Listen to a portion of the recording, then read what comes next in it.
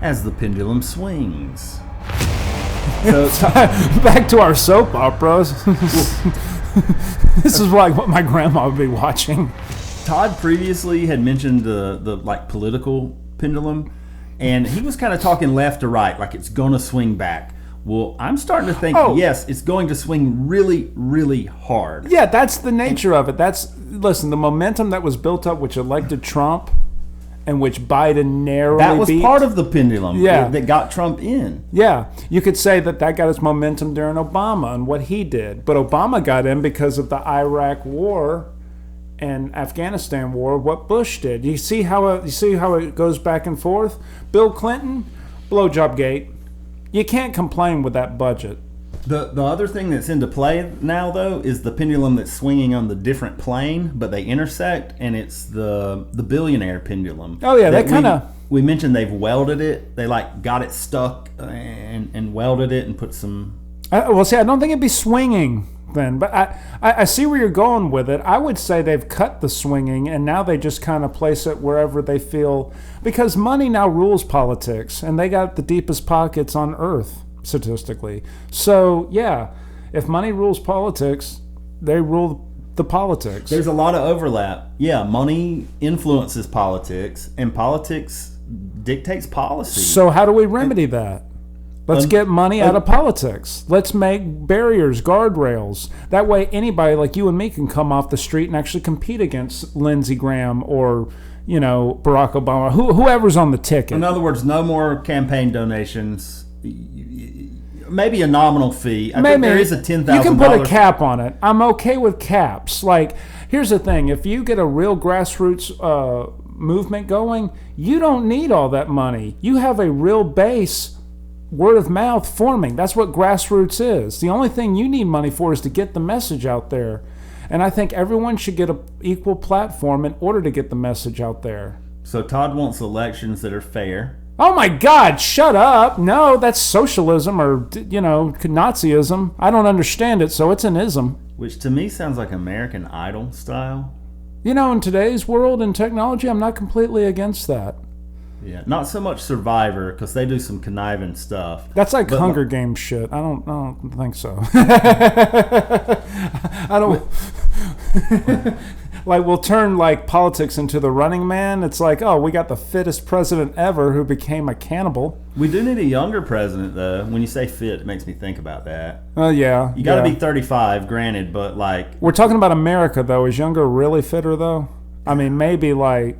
the generation that's in their 20s now, perhaps. I think that avocado toast. I think those in charge, the dinosaurs in charge, need to go, and they don't have their pulse on what's really happening in America, and they don't care. They've got their influence, they've got their power. They don't care, but the rest of us do. And I think politicians and billionaires alike underestimate the numbers of people that kind of aren't buying the hopium anymore. I think they call it hopium now. That's clever. In other words, they're rage quitting the game of Monopoly. This is the point where I own one property, I have a modest house, and you own everything around me through monopolies, from all your bank earnings and hotels and utilities that you own and everything that gains money and value and assets. And here I am with my little house, and you keep jumping over it, and I'm dying this each time. It comes to a point of, all right, statistically you're not going to survive on a long enough timeline. So you keep playing to that long enough timeline, or you got something else to do and you just rage quit, say fuck it, you win. To expand on your Monopoly analogy. But I did draw it, no, so yeah. You've got it right here. Yeah, but it sucks you can't see it because this is uploaded on YouTube, and you probably could see it if I'm lying. Anyway. The thing is, if someone has built out the Monopoly board as well as industry has built out, as well as the billionaires have protected their positions and really want more, if you own... How many hotels can you have per property? 4. Okay, if you have 4 hotels on every property of the board, it doesn't matter how many players enter the game, you can't be beat. No. And that's kind of where we're at. Yeah. We're getting really, really close. Everything's getting more expensive, but passing Go is still the same $200. Think of Go as the minimum wage or where the median salary is. And everything is getting much more expensive. And I may have taken it too far with that. Let's say there's 2 or 3 properties still available. And so, yeah, when 350 million people play, there'll be a couple of people that start to make some gains just by odd luck, but there's not enough opportunity to go around, and the board is really built out at this point. So it's a huge board. Yeah, it's a huge board. Huge board, a lot more squares, and Go is basically $7.50 or $7.25 an hour with no benefits. And I feel like all companies play by the same playbook. Big companies, like more than 5,000 people, they pretty much have the same playbook. They've studied it all the same ways. And so it kind of monopolizes labor.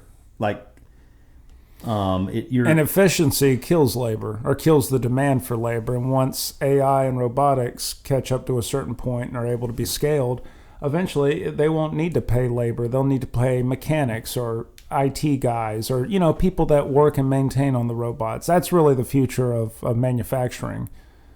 But to a point, if you got deep enough pockets, like I'm sure Amazon does, maybe you can have robots fixing robots and just monetize that, or monopolize that, or another thing, whatever you want to do. Another thing I don't like about big industry, if your company brings in $10 billion a year, but your little small department brings in, $2 million with 5 or 6 employees, you want me to make it 6 or 7?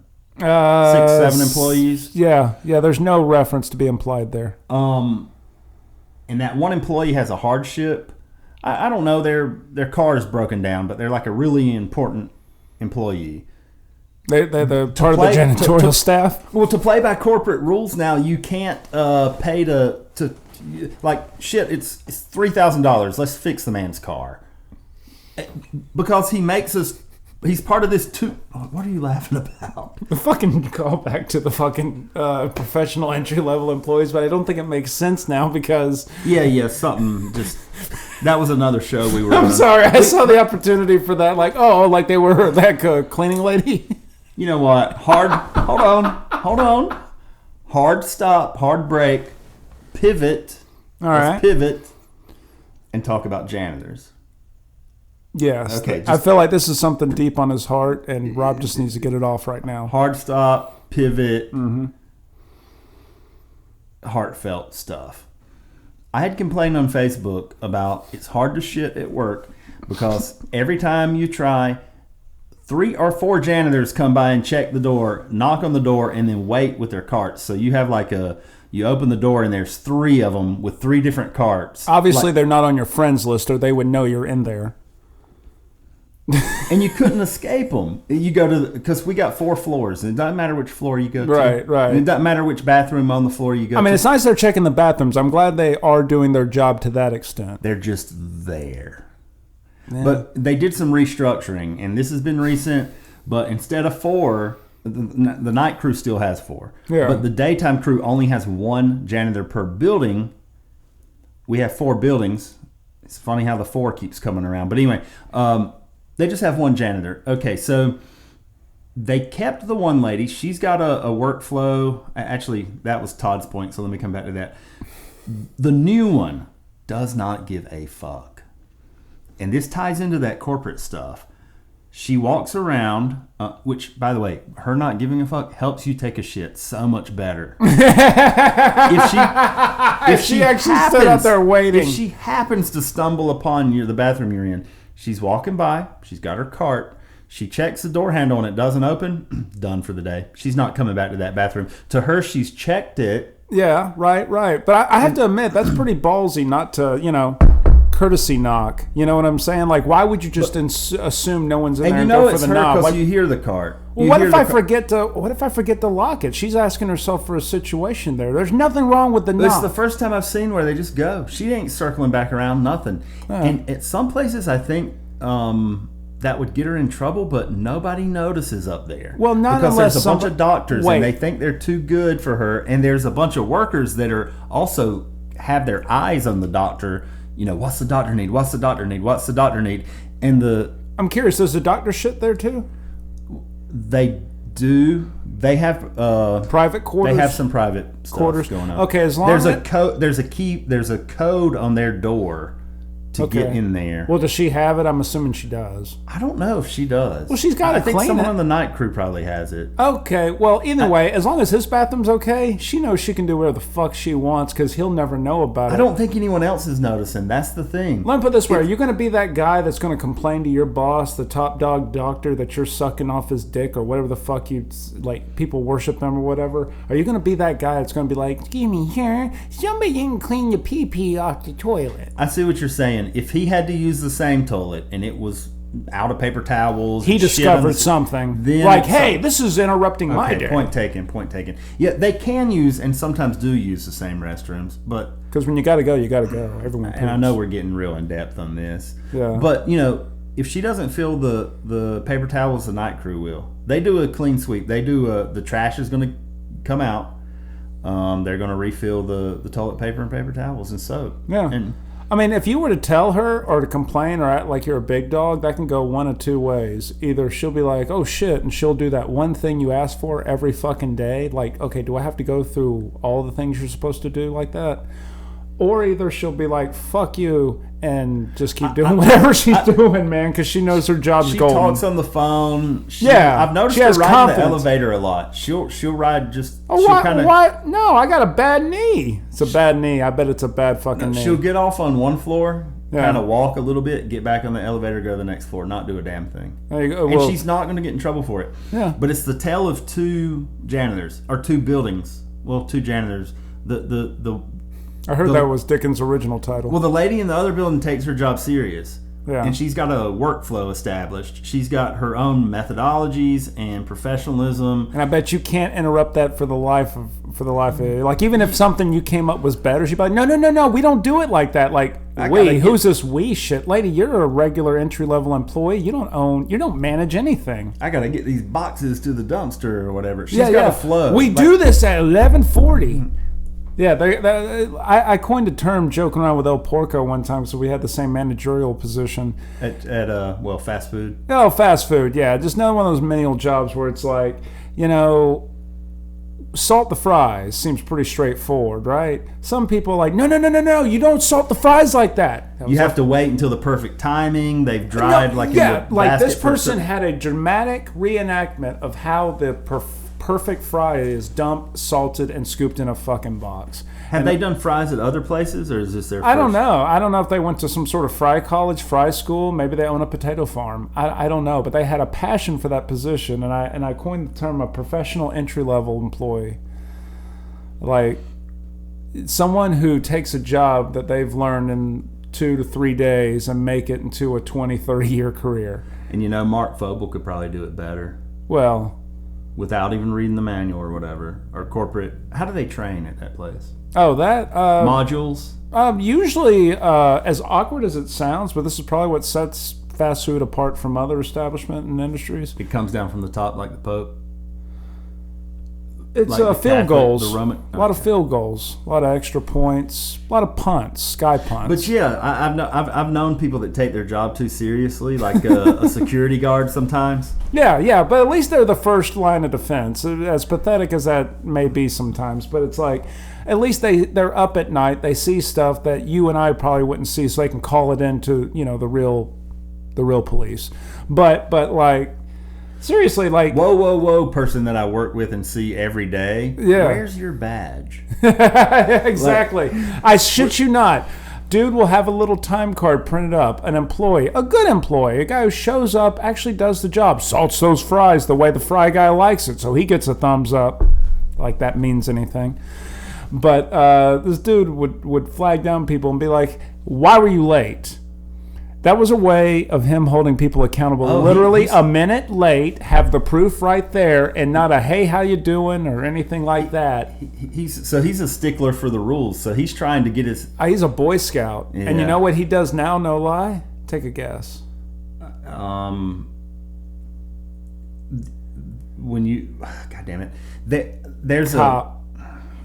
Okay. El Porco found out he's now a cop, and it's like, oh my God. I could see this guy flagging you out. Excuse me, sir, your seatbelt was unbuckled. That's $25. Let's check the tint on those windows. Oh God, man, that now you're making it personal.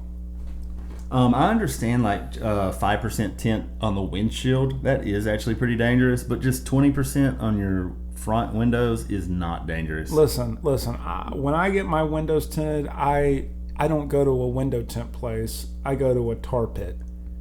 And that's what I put on my windshield. I like it because it looks cool. You can't see the driver or literally anything inside. The reason the cat had my tongue when you were asking me to guess was someone's come up with something to parallel Boy Scouts once Boy Scouts became just Scouts of America. Okay, we can just, go the other way with it. We'll make some They Scouts. But if I knew Scouts. If I knew the name of that institution, that was going to be my official guess, and I was just going to say it with confidence. I wonder if their DIN number for the They Scouts would be 10101 or non-binary. The thing I'm talking about is trying to go back to the roots of what the Boy Scouts was. Yeah. And I'm not going to look it up. Oh, no, dude. Look up their in all mission honesty, I think as a Boy Scout who made it to the cusp of Eagle Scout and was like, okay, this is not me. I don't like doing this anymore. Fuck this. I already got my friends. I'm out. I think it's started off as like a religious thing that became like a dad teaching his son kind of thing. Like, this is how we work with tools and this is how we build a fucking fire, camping and shit. But they also had other stuff too, like sports. Like, a lot of people didn't realize you can get badges for baseball, football, things like that. I never got a Boy Scout badge for s'mores. In my opinion, that should have been a badge. Because if you make the best s'mores, people need to know we just sash. That's kind of a scouting thing. Honest to God, that should be. Thank you. We're making a petition as soon as I get around to it.